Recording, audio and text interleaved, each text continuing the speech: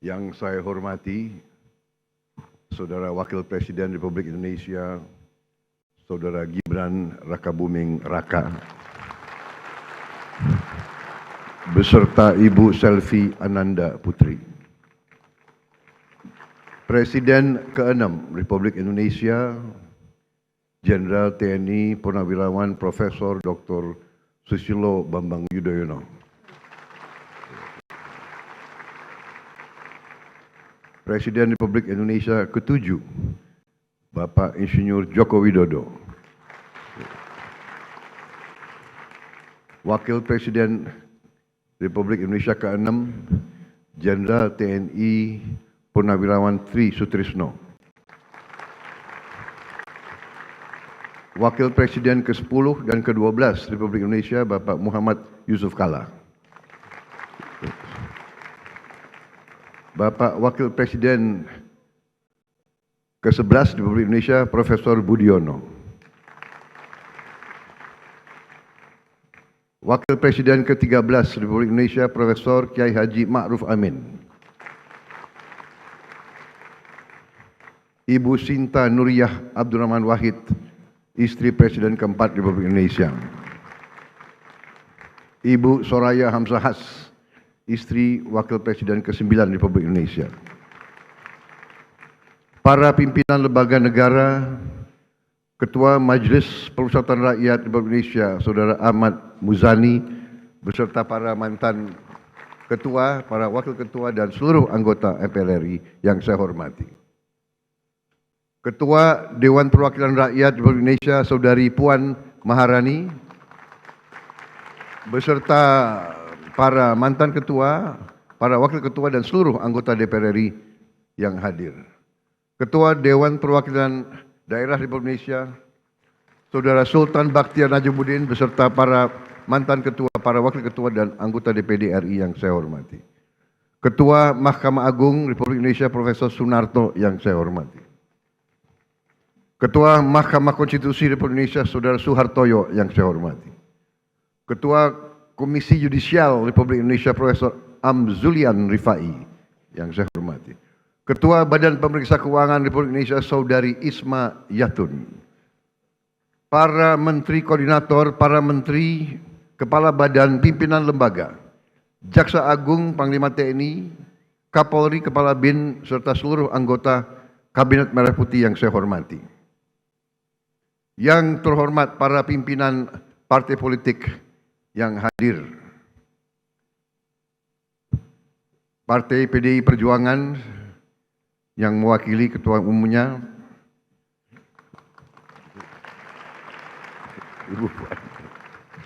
Ketua Umum Partai Golongan Karya, Saudara Bahlil Lahadalia,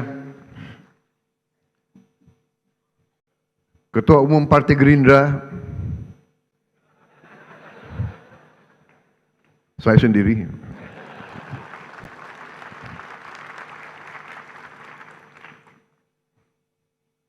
Saudara-saudara sekalian, Ketua Umum Partai Amanat Nasional, Saudara Zulkifli Hasan. Ketua Umum Partai Demokrat, Saudara Agus Harimurti Yudhoyono. Ketua Umum Partai Kebangkitan Bangsa, Saudara Abdul Muhaimin Iskandar. Presiden Partai Keadilan Sejahtera, Saudara Muzamil Yusuf. Ketua Umum Partai Nasional Demokrat, Saudara Surya Paloh. Para duta besar negara sahabat yang saya hormati. Para ketua Parlemen Negara Sahabat, Speaker of the House of Representatives from Malaysia, His Excellency Tan Sri Dato' Dr. Johari bin Abdul dari Parlemen Malaysia. Speaker of Legislative Council of Brunei, His Excellency Dato' Sri Setia Awang Haji Abdul Darussalam Rahman. Speaker of the Parliament of Singapore, His Excellency Mr. Sia Kian Peng. Speaker of the National Parliament of Timor-Leste, Her Excellency Miss Maria Fernanda Lai. Yang saya hormati dan saya banggakan rekan-rekan pers media dari dalam dan luar negeri, para tamu undangan yang saya hormati, para wakil-wakil rakyat yang hadir, saudara-saudara sekalian, yang saya cintai seluruh rakyat Indonesia, sebangsa dan setanah air dimanapun engkau berada pada hari ini. Saudara-saudara sekalian yang saya hormati, pada tanggal 17 Agustus 2025, 80 tahun sudah para pendiri bangsa Indonesia mendeklarasikan kemerdekaan Indonesia. Proklamasi tanggal 17 Agustus 1945 adalah momen penting dalam perjuangan panjang bangsa ini untuk berdiri di atas kaki kita sendiri. Setelah deklarasi kemerdekaan 17 Agustus 1945, bangsa kita berperang selama 5 tahun. Kita berperang merebut kemerdekaan dengan senjata dan dengan diplomasi, dengan semua kekuatan kita, hingga kedaulatan kita benar-benar dapat kita rebut dan diakui pada tahun 1949. Sejak itu, para pendahulu saya, Presiden Republik Indonesia pertama hingga Presiden Republik Indonesia yang ketujuh, bekerja keras membangun bangsa Indonesia. Bekerja keras untuk mewujudkan bangsa yang adil dan makmur. Presiden Soekarno telah memimpin perjuangan pembentukan Negara Kesatuan Republik Indonesia dan berhasil mempertahankan keutuhan wilayah Republik Indonesia di tengah berbagai intervensi dan invasi dari negara-negara asing. Presiden Soekarno juga berhasil mengintegrasikan Irian Barat ke dalam NKRI. Presiden Soeharto melaksanakan pembangunan ekonomi yang merata dari Sabang sampai Merauke. Berhasil mewujudkan swasembada pangan dan meletakkan dasar-dasar industrialisasi ekonomi dan menurunkan kemiskinan ekstrim.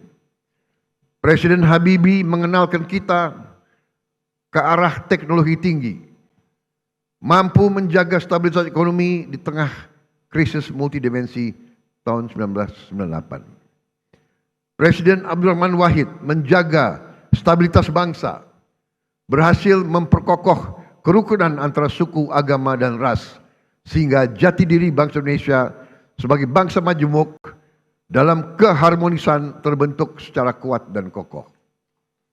Presiden Megawati menyelesaikan proses pemulihan ekonomi akibat krisis ekonomi dan moneter yang berkepanjangan, menyelesaikan ribuan kasus perusahaan-perusahaan yang kolaps akibat krisis moneter 1998, dan melaksanakan pemilihan umum secara langsung untuk pertama kalinya, serta memperkuat lembaga-lembaga negara. Presiden Susilo Bambang Yudhoyono mengatasi kerawanan ekonomi karena krisis keuangan dunia 2008, berhasil menyelesaikan konflik Aceh dan meletakkan dasar yang kuat untuk pembangunan ekonomi yang adil, merata, dan terencana. Presiden Joko Widodo membangun berbagai infrastruktur penting, meningkatkan konektivitas antara sentra-sentra ekonomi, memimpin kita di saat yang kritis, yaitu pandemi COVID-19, sehingga Indonesia termasuk salah satu negara yang paling cepat pulih dari dampak pandemi, keluar dari kesulitan ekonomi, dan juga beliau merintis pembangunan ibu kota negara Nusantara dan meletakkan dasar strategi hilirisasi sumber daya alam Indonesia. Seluruh presiden pendahulu saya bersama pemerintah yang mereka pimpin berupaya mewujudkan Indonesia yang lebih dekat dengan cita-cita kemerdekaan kita, yaitu negara yang merdeka, berdaulat, adil, dan makmur. Negara yang sesuai dengan cita-cita pembentukan negara kita, yang tercantum dalam pembukaan Undang-Undang Dasar 1945, yaitu negara yang melindungi segenap bangsa Indonesia dan seluruh tumpah darah Indonesia memajukan kesejahteraan umum, mencerdaskan kehidupan bangsa, dan melaksanakan ketertiban dunia yang berdasarkan kemerdekaan, perdamaian abadi, dan keadilan sosial. Saudara-saudara sekalian yang saya hormati, tujuan kita merdeka adalah untuk merdeka dari kemiskinan, untuk merdeka dari kelaparan, merdeka dari penderitaan. Negara kita harus bisa berdiri di atas kaki kita sendiri. Negara kita harus berdaulat secara ekonomi dan mampu memenuhi kebutuhan pangan kita sendiri. Negara kita diberi karunia oleh Allah SWT sumber daya yang melimpah ruah. Tantangan kita adalah menjaga dan mengelola kekayaan kita agar cita-cita kemerdekaan kita dapat terwujud dalam waktu sesingkat-singkatnya. Hadirin sekalian, hari ini 299 hari yang lalu saya berdiri di sini dan diambil sumpah oleh MPR di hadapan wakil-wakil rakyat Indonesia, di hadapan rakyat Indonesia, dan terutama di hadapan Tuhan Yang Maha Kuasa. Bersama wakil presiden saya, Saudara Gibran Rakabuming Raka. Dan di hari yang hikmat ini, saya kembali berdiri di depan saudara-saudara, di depan wakil-wakil rakyat, untuk menyampaikan laporan kerja pemerintahan yang saya pimpin dan lembaga-lembaga negara. Pertama, saya ingin menyampaikan bahwa transisi kepemimpinan nasional dari Presiden Joko Widodo ke pemerintahan yang saya pimpin berjalan dalam semangat persatuan, penuh kehormatan dan kedewasaan politik. Peralihan kepemimpinan yang diakui dunia sebagai peralihan yang lancar dan sangat baik adalah bukti demokrasi kita matang dan kuat. Tidak semua negara mampu melaksanakan transisi kepemimpinan dengan baik dan lancar seperti kita. Di mana-mana ketika saya berada di luar negeri, banyak pemimpin negara sahabat bertanya kepada saya, "How did you do it? How did Indonesia manage?" Saya sampaikan ke mereka, kita berhasil karena kita menganut demokrasi yang khas Indonesia. Demokrasi yang sejuk, demokrasi yang mempersatukan, bukan demokrasi yang saling gontok-gontokan, saling menjatuhkan, saling maki-memaki, saling menghujat, bukan demokrasi yang saling membenci. Inilah yang harus kita pegang teguh. Demokrasi warisan nenek moyang kita adalah demokrasi yang sesuai dengan budaya kita. Budaya kekeluargaan, budaya gotong royong, budaya miko dhuwur mendem jero, budaya saling mengisi, budaya saling mendukung, budaya tepo sliro, budaya menahan diri, budaya yang iso rumongso, bukan rumongso iso.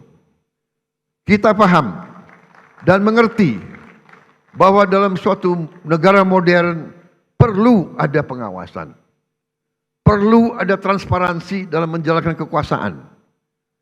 Kita paham sejarah umat manusia. Jika ada kekuasaan yang tidak diawasi, maka kekuasaan akan menjadi korup. Kekuasaan yang absolut akan menjadi korup secara absolut. Kita paham bahwa korupsi adalah masalah besar di bangsa kita. Perilaku korupsi ada di setiap eselon birokrasi kita. Ada di setiap institusi dan organisasi pemerintahan. Perilaku korup ada di BUMN kita. Ada di BUMD kita. Ini bukan fakta yang harus kita tutup-tutupi. Setelah 299 hari saya memimpin pemerintahan eksekutif, saya semakin mengetahui berapa besar tantangan kita. Berapa besar penyelewengan yang ada di lingkungan pemerintahan kita. Hal ini tidak baik, tapi harus saya laporkan kepada para wakil-wakil rakyat Indonesia.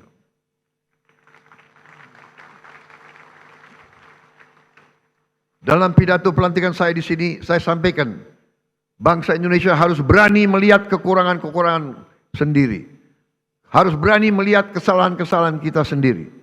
Harus berani melihat penyakit-penyakit yang ada di tubuh kita, agar kita bisa perbaiki kekurangan-kekurangan tersebut.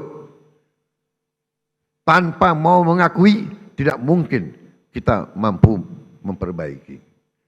Saya disumpah untuk melaksanakan perintah Undang-Undang Dasar Republik kita. Karena itu, saya tidak ada pilihan lain selain memimpin upaya pemberantasan korupsi dan penyelewengan di semua lembaga eksekutif dan pemerintah.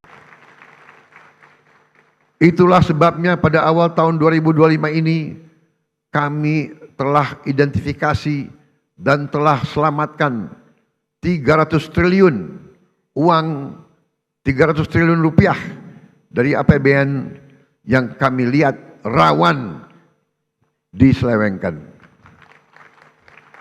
Di antaranya anggaran perjalanan dinas luar dan dalam negeri yang begitu besar, anggaran alat tulis kantor yang begitu besar, dan berbagai anggaran yang selama ini jadi sumber korupsi dan sumber bacaan.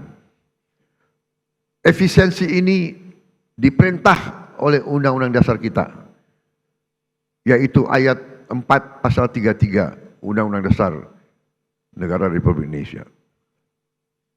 300 triliun rupiah